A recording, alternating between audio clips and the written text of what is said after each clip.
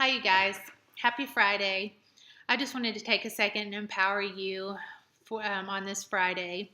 As you know, I am in the business of helping non traditional families be as healthy and as happy as can be, despite some of the challenges that we may have due to our dynamic. I have been in some groups online there's some same-sex marriage groups, and I've been talking to lots of couples in these groups, and something that's showing up repeatedly is the fact that same sex couples are still experiencing pushback and negative comments from people in their lives, whether it be extended family members or just friends that they've had for a long time. They're hearing that's pretty things that are pretty negative about their marriages and the fact that they're gay. Um, I One of the things that keeps showing up is how they keep hearing that they chose to be gay, and I can tell you I've been out for about 23 years, so I'm kind of an expert by now. But I can tell you that we absolutely do not choose to be gay, and it also is kind of funny to me that people who aren't gay think that they know more about being gay than people who are gay. But the fact is, they don't. There's no possible way that they could really know whether or not we are born that way because they aren't living it. They're not experiencing it. So, where I feel like that there's a certain degree of fluidity when it comes to sexuality, I also believe that however we are is how we are. And so that being said, um, you know more about your sexuality than anyone else does.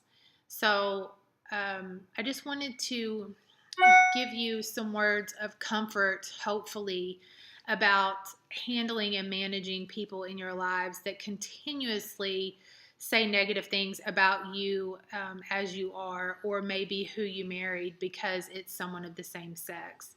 First of all, you don't owe anybody any explanation ever about who you marry, unless you took someone else's husband or wife. You just absolutely don't know. You don't owe anybody anything.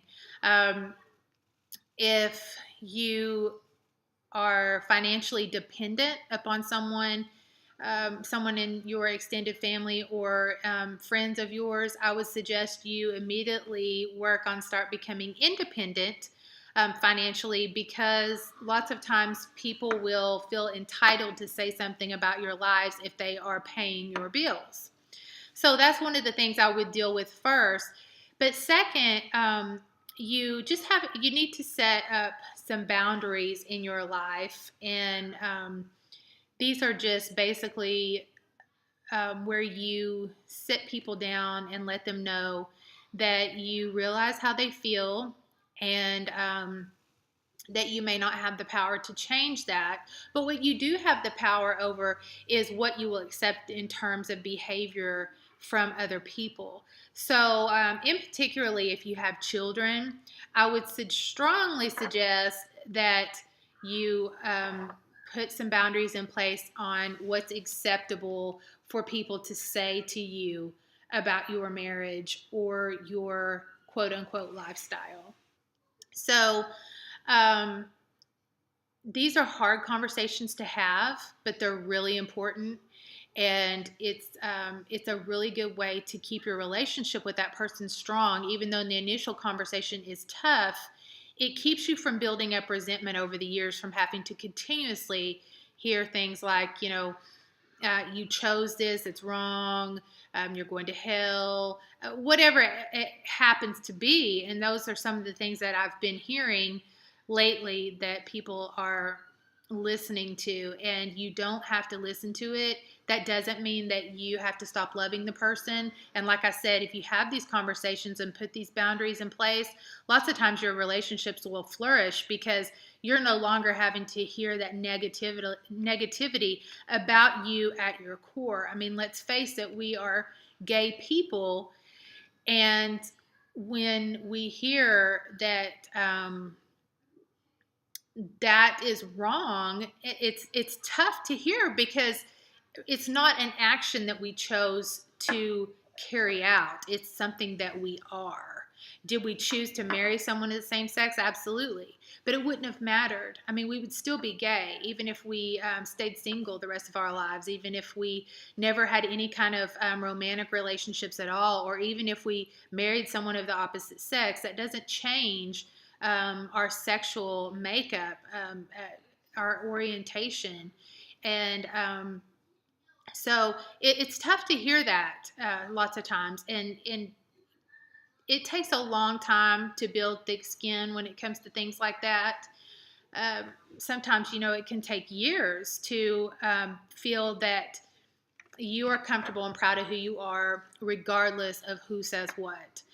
But it really, really is empowering once you get there, and you can get there. So I just wanted to encourage you guys and give you a little lift up, because there's a lot of people out there experiencing these issues. And I mean, we're grown, we're married and got kids. We don't need anybody to tell us, um, that we are not good enough. So our families are beautiful, our marriages are beautiful, and we are doing really good things in the community. I'm so proud to be a representative of non-traditional families that are they're out there. We're raising great kids. We are doing good for our communities, and we're just changing the game out there right now. It's incredible, some of the great things that we're doing. So don't let people bring you down. I know that there's important people in your lives that may be saying these things to you, and we got to manage that, because you don't want to lose them, but you also you deserve their respect. So let's work on that. And if anyone needs any further advice about how to deal with these situations, please contact me personally. And you can contact me at Brooke, Brook, at thenewamericanfamily.net. Please shoot me an email, and we'll talk about it. Have a great weekend.